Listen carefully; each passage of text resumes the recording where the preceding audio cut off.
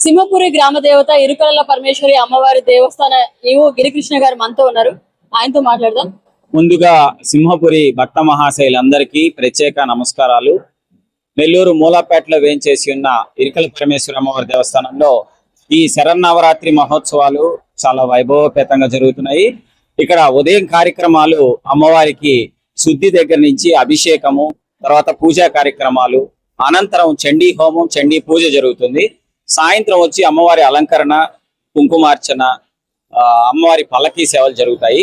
ఈరోజు రెండో రోజులో భాగంగా అమ్మవారికి అన్నపూర్ణాదేవి అలంకారము. ఈ కార్యక్రమంలో దానికి సంబంధించిన ఉభయకర్తలందరూ పాల్గొన్నారు. ఇప్పుడే పూజా కార్యక్రమాలు అమ్మవారి దగ్గర ముగిశాయి. తర్వాత మనకు ఇక్కడ కుంకుమార్చన కార్యక్రమాలు ఉంటాయి.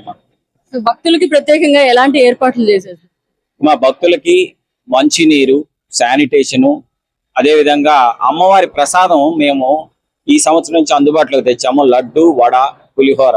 అది కాకుండా ఉభయకర్తల ద్వారా, టెంపుల్ ద్వారా భక్త ప్రసాదం జరుగుతూ ఉంది.